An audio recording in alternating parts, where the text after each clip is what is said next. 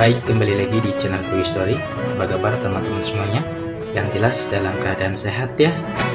Mari kita simak informasi sebagai berikut.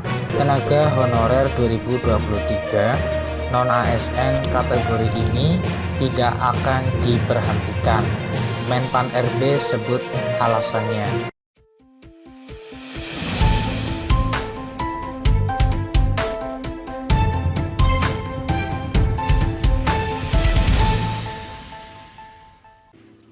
Baik, kembali lagi di channel Teguh Story. Pada kesempatan kali ini kita akan memberikan informasi update, informasi terbaru seputar tenaga honorer.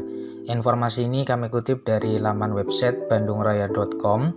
Informasinya yaitu tenaga honorer 2023 non-ASN kategori ini tidak akan diberhentikan.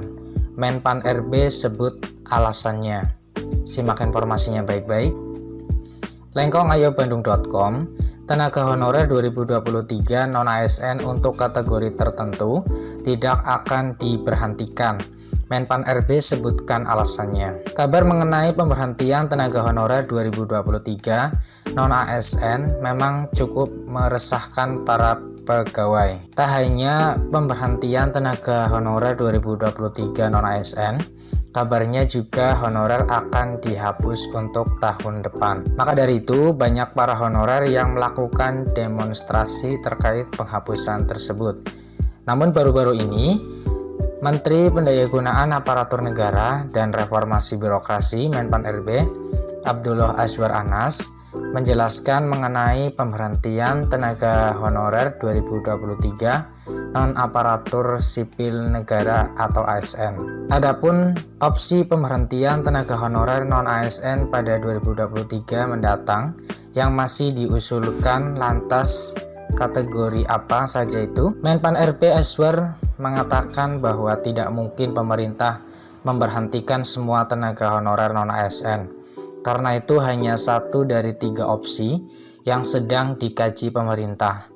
Kalau memberhentikan rasanya tak mungkin kalau semuanya, ujar Azwar Anas di Taman Makam Pahlawan, dikutip ayobandung.com dari republika.co.id, Senin 14 November 2022. Ia juga menjelaskan bahwa jika memberhentikan semua tenaga honorer adalah tidak mungkin, karena ada beberapa tenaga dengan kategori yang masih dibutuhkan. Karena kontribusi P3K ini juga luar biasa di beberapa lini.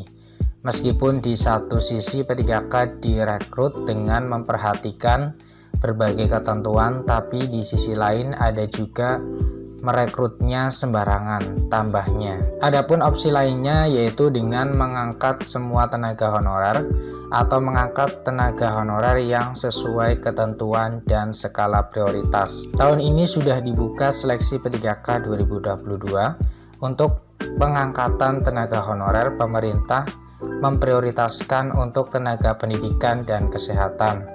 Hal itu dikarenakan banyak daerah-daerah di desa yang masih minim guru juga tenaga kesehatan berstatus ASN. Untuk tahun ini yang 500.000 tahun ini prioritasnya untuk pendidikan dan kesehatan. Karena banyak guru-guru di luar pulau terutama di daerah-daerah terpencil itu tidak ada P3K-nya, tidak ada ASN-nya.